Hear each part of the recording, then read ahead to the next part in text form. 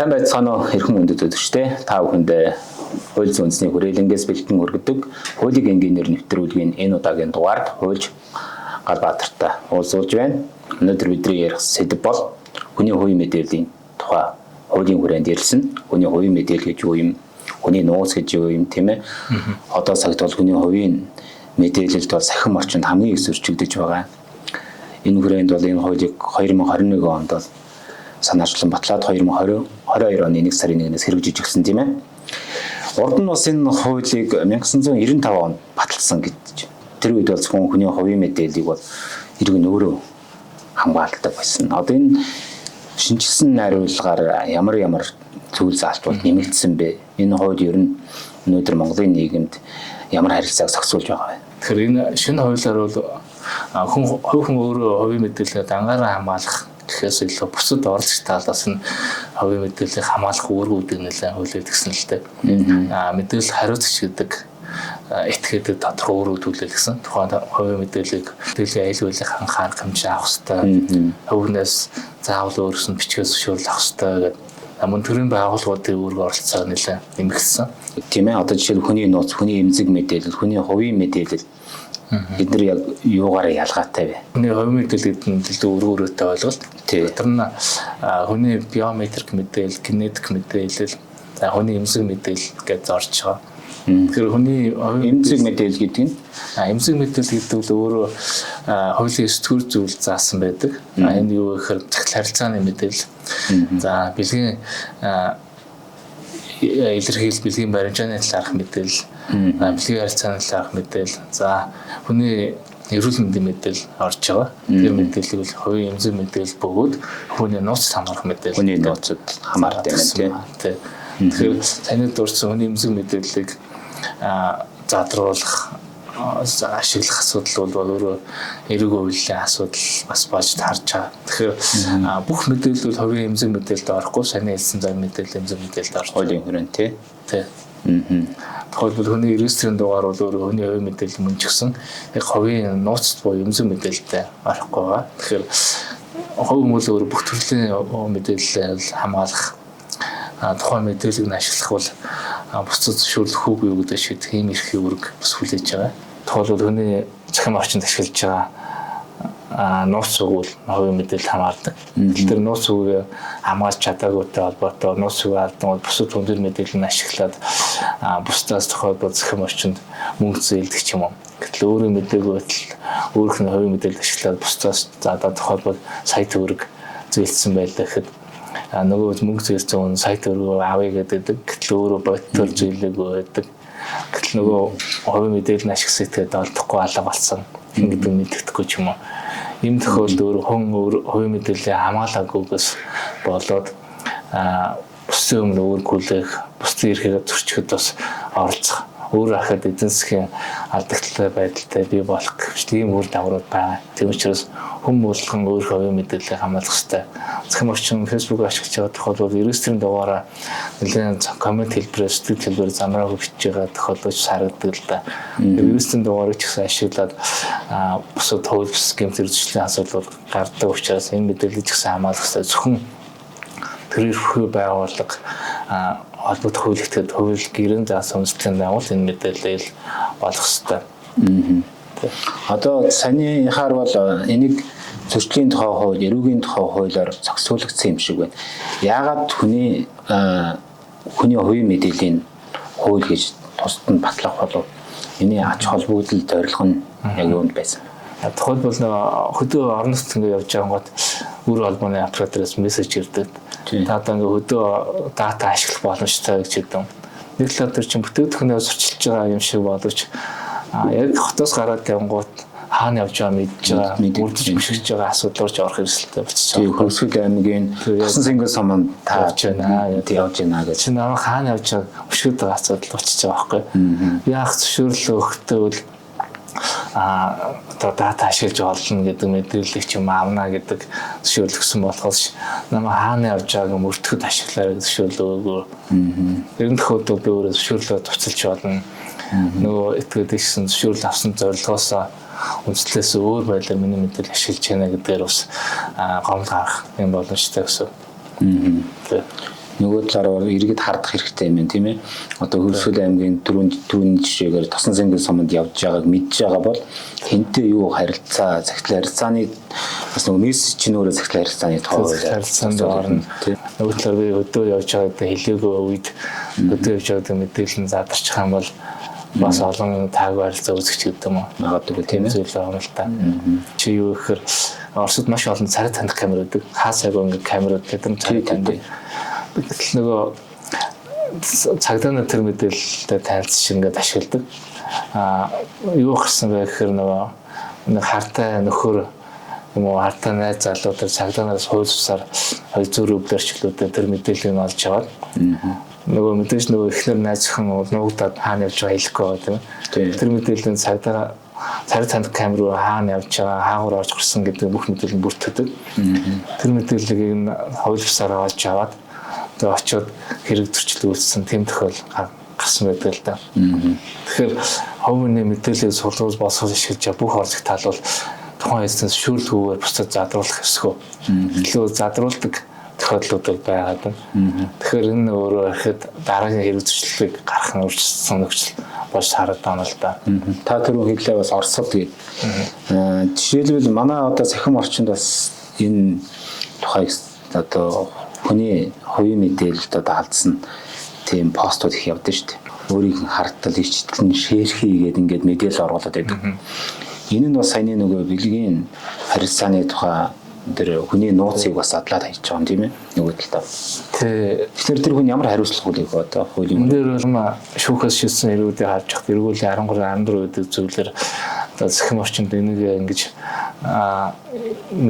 саяны таны хэлдэг шигээр ингээд одоо энэ хүнтэй ингэж бэлгийн харилцаатай ингэж явдаг хэмжлэн төр бичсэн постуудтайгаа холбоотойгоор эрг барилахгүй лээсэн буюу 450,000 төгрөг даргуулсан зохиолууд байдаг л да. Шүүхээс нэлээд олон орон нутгийн ийм хэрэг шийдсэн байдаг. Тэр мэдээлэл нэг талаар бодлоо байх юм байдаг. Үнэхээр яг нэг хоёр ийм бэлгийн харилцаатайсан гэдэг нотлох асуудал бас хөвгтэй. Нөгөө талаар тэр зүйл байлаа ч гэсэн өөрөө хүний нэтэр алдрын хүндэд талцсан байна гэдэг тэр зүйлээр бас шийдсэн байдаг. Тэр бол үнэхээр иргэдэд бол дургуслын илэрхийлэх ийм зүйл байлаа гэхэд бол хүний бас хувийн хоорондоо нэтэр алдрын хүндтэй байх эрхийг хүндэтгэж арга хэмжээ авах хэрэгтэй.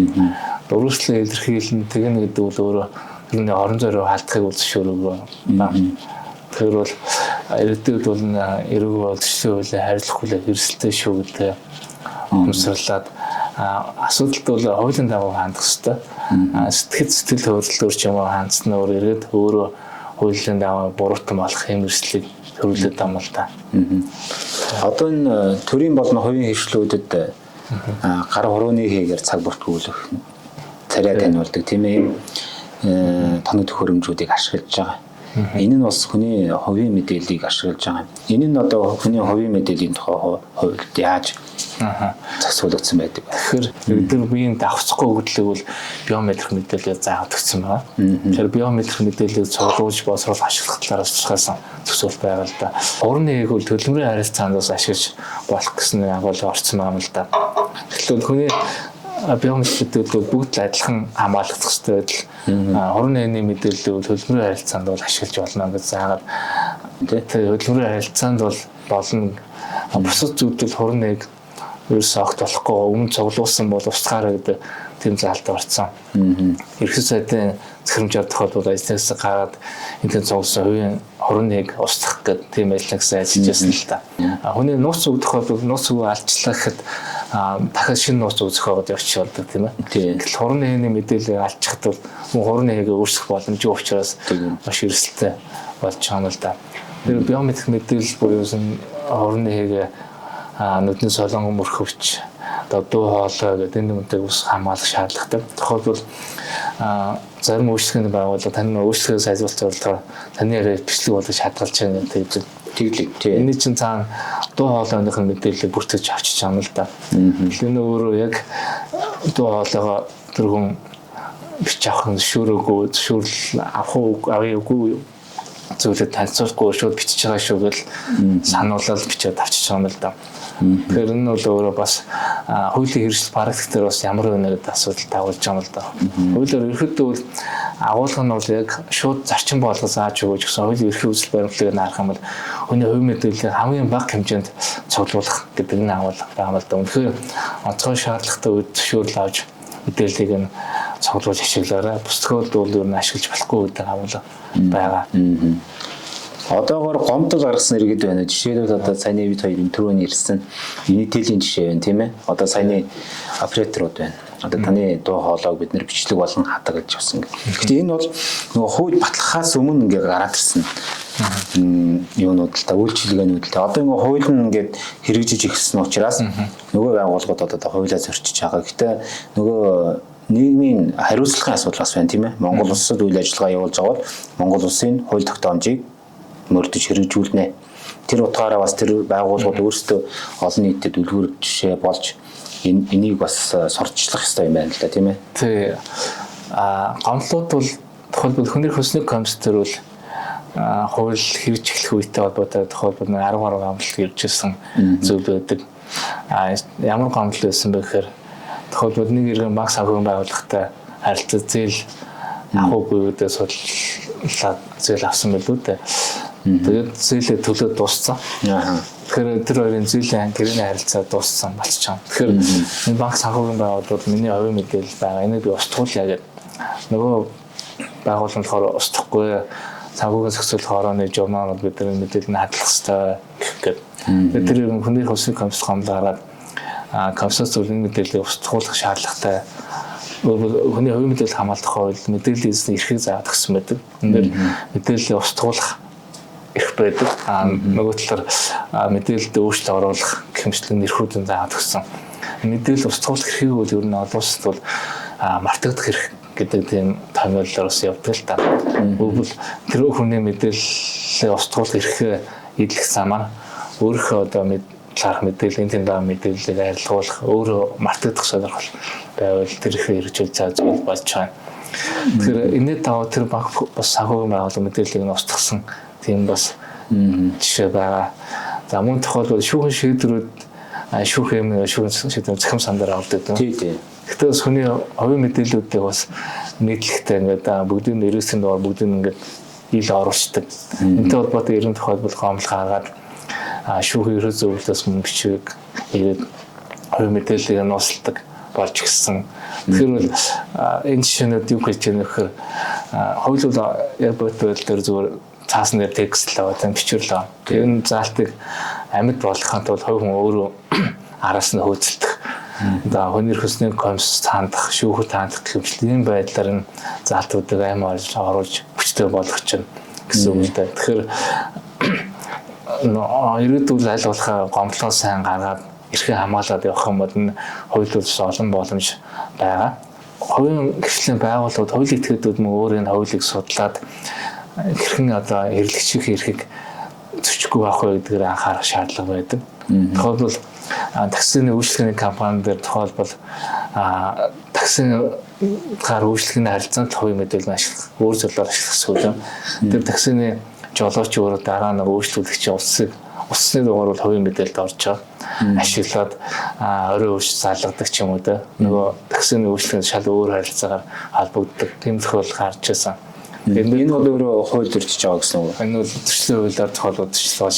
Та энэ дээр тухайн компани өөрөө тухайн одоо таксины жолооч буюу нэг ажилтан гэрээт ажилтан хувийн мэдээллийг хуулиар олж авахгүй байх. Буруугаар ашиглахгүй байхад чиглэсэн арга хэмжээ авах шаардлагатай. Бас дуу өдрөсний бичлэг бас энд хийгээд байдаг шүү. Энэ дээр камер ийм зорилгоор тэр камер ажиллаж байгаа шүү гэдгээ хаардах тэр санамж тэмдэглэг нь өөрөө маш тодорхой байх хэрэгтэй. Тэр камер имжлэгтэй холбоотой санал хүсэлт гомдлын үйл хинт хандах юм гэдэг тэр мэдээлэл нь хүртэл тодорхой байх хэрэгтэй гэдэг энэ зүйл байгаа.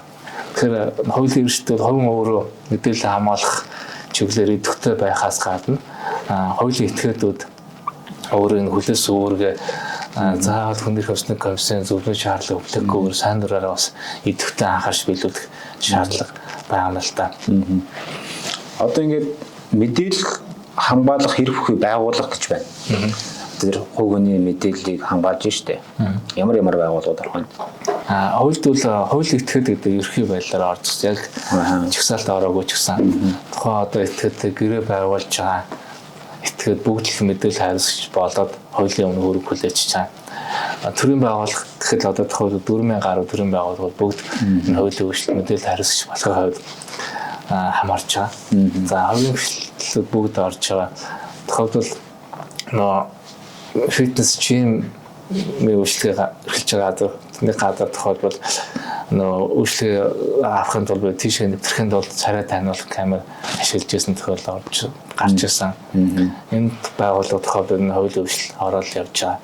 Тэр хүний хувийн мэдээллийг цуглуулж байгаа, боловсруулж байгаа, ашиглах гэж байгаа бүх хуулийн этгээд байгууллагууд өөрчлөлт хамаарч байгаа юм л да. Төрийн байгууллагууд дээр яг зарим байгууллага дээр бол хууль заасан үндэс журмын дагуу хувийн мэдээлэл шүүрлүүгээр ашиглаж болохоор ч гэдэм тохиолдол улсын бүртгэлийн байгууллагыг устгахын зан төгсөн байдаг л да. Эрдэнэ үндэсний мэдээллийг ашиглах тэр мэдээллийг олох баримтчгийн олохтой холбоотойгоор улсын бүртгэлийн хуулиар заасны дагуу зөвшөөрлөхгүйгээр мэдээлэл нь ашиглаж болно гэдэг. Улсын хурлын гишүүний хорооны мэдээллийг эрсцэн өгөх саналхтай холбоотойгоор ашиглаж болно гэдэг. Зарим зөвхөн онцгой тохиолдол зааж өгсөн. Бусад тохиолдолд заавал эднээс нь зөвшөөрөл авч ашиглах шүү дээ. зүйл байгаа.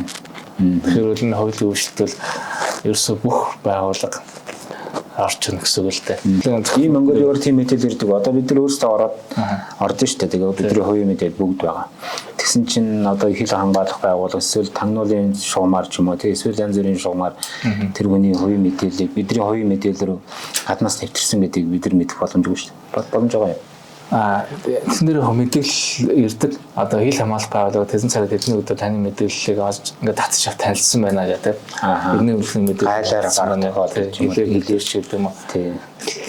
Тэр мэдээлэл нь байгаад гол нь ямар үндэслэл зорилгоор байна гэдэг нь уг нь мэддэг төстэй. Тэр нь байдаг.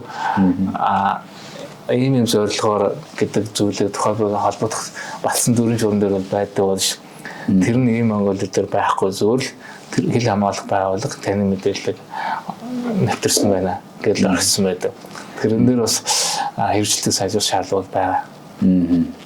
Тэгвэл бидний регистрийн дугаар сахилын харилцааны тухайг ингээд ярьж байгаа боловч нөгөө хувийн мэдээлэл алснараа хүний одоо гэр бүлийн докторгүй байдал үүсэх эсвэл зарим тохиолдолд бол амнасаа хүртэл хор өөрийгөө охироодог ч юм уу энэ маш тийм эмзэг асуудлын тухай бид нэр ярьж байгаа. Ер нь цаашдаа энэ хуулийн хэрэгжилтэнд нь одоо таны хараад олон нийт маш хяналт тавих хэрэгтэй гэж хэллээ. Яг юун дээр яаж хяналт тавих вэ? Та бас манай үзэгчдэд зөвлөгөө өгөөч. Тэгээ хувийн хувьд бол одоо ямар байгууллагад таны мэдээлэл байгаа гэдэг мэдэх хэрэгтэй. Нөгөө талаар таны мэдээлэл алдаатай байвал тэр мэдээлэлийг залруулах хэрэгтэй.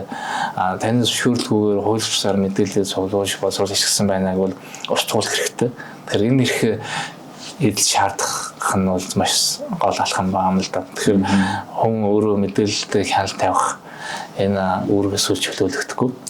Нөгөө талаар овийн мэдээлэл замраагүйгээр бусдад шаардлагагүй тохиолдолд өгчлөхгүй. Хувийн мэдээлэл бол маш өнцөнтэй. Таны хувийн мэдээллийг олж авснаар бол бусдад хэрэг зүйчил гаргах, таны одоо мэдээллийг бусдад уруугаар дамжуулах, ашиглах, эргээд таны метр алдрын хүндэд сөрөөр нөлөөлөх гэх юм эрсдэл байгаа учраас мэдээлэл маш савраа хамгаалах хэрэгтэй. Бусдад болон цахим орчинд замраагүйгээр бусдад мэдээлэл төвөхгүй байхад их шаардлага байгаа.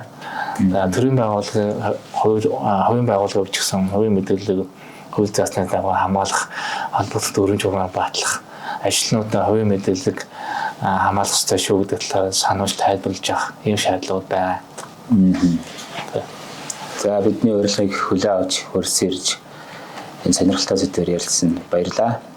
Таны цаашдын ажил хөдөлмөрт амжилт хүсье. За баярлалаа.